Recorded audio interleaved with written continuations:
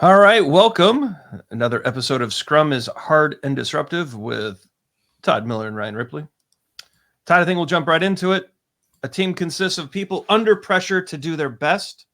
Conflict is natural, and the team needs to know how to deal with the conflict and have resources to draw on when needed. You know, this may be unpopular, but I've done some of my best work in my career when I was under an immense amount of pressure. Just to be honest with you, now it was good pressure. I was given a goal and said, "Go, do it, accomplish this goal." And um, I think about that quite a bit. I think that the constraints with a sprint goal and then above that a product goal that you have in Scrum do create a little bit of this pressure. I mean, let's be honest with ourselves here, Ryan. We're professionals in an office environment. There's going to be pressure, no matter what we go on around, no matter what fun retrospective you might do or any of this other nonsense that's out there. Having a job and getting paid money by an employer does put you under pressure. And when well constructed, when given a goal, when given a customer outcome oriented goal from that sprint goal level, and then multiple sprint goals to achieve a product goal, that pressure really does help people do their best. I know for me, I can tell a million stories about times where I was put under pressure, and that just helped me create this immense amount of focus, right? Just that little bit of pressure. And so I do think that pressure does help people to do their best, so long as that pressure is a healthy kind of pressure. Yeah, and that's where I think things get interesting because it can really fall into this area of conflict. And conflict is natural. I know there are people out there that are very conflict averse. I know, Todd, you and I will tend to lean into conflict and not really shy away from it. It's actually healthy and it can be natural, but there's levels to it, right? And this is something that we teach in the PSM2 course that we'll show real quick. There's different levels to it, right? If you're focused on a problem to solve, it's great. Like this level of conflict is wonderful. We have different ideas. We want those ideas to battle it out. We want different possibilities to emerge. But if we start moving into disagreement and the heels start digging in, or it becomes a contest where someone has to win or lose, or it's a crusade where we're rallying others to our cause, or world war where we're just out to destroy the other person, the problem we're trying to solve doesn't even matter anymore. That's where Speed Lee's came up with these levels of team conflict. That's where we get in trouble.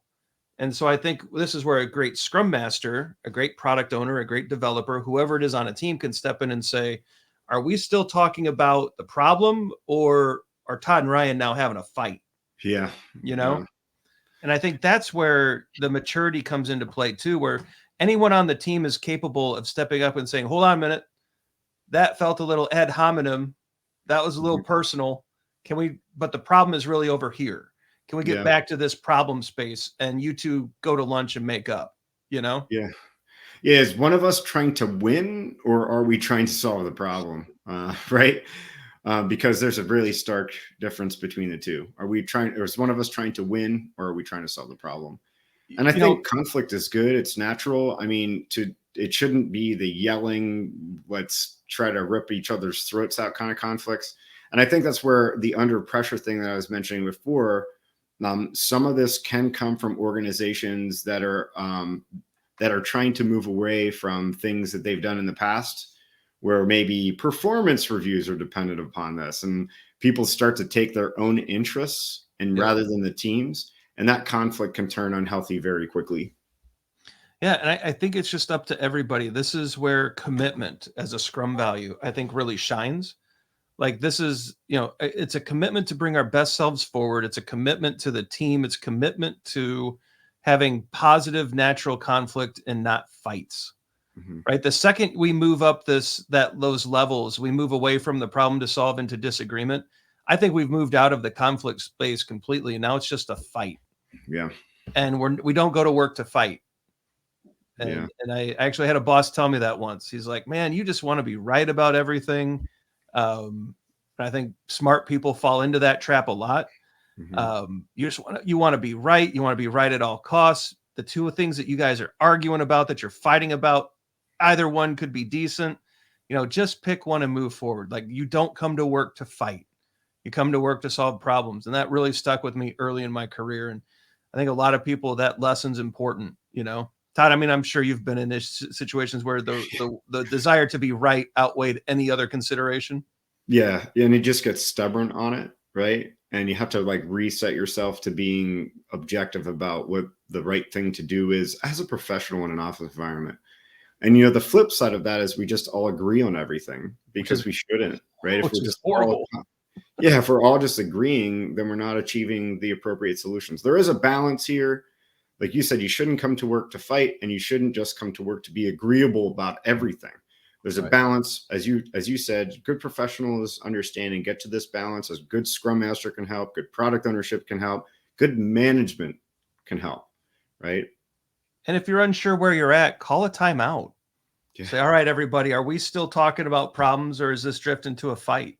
Yeah. And people will usually just look around and go, let's grab a coffee and sort it out. And instead, this is so critical. But this is also the fuel that makes self-managing teams move forward, right? This is a propulsion. This is the time pressure, the conflict. These are all creative enablers if we allow them to be. Cool. All right. Be sure to like and subscribe. Hit that bell. You don't want to miss the last episode in this series coming up. Check us out on the socials. We're on X, formerly known as Twitter, and LinkedIn. So videos are going to pop up. We think these videos are great. It's our free Scrum 101 and EBM 101 courses. Check them out. Get certified. Implement the stuff. Do what they say.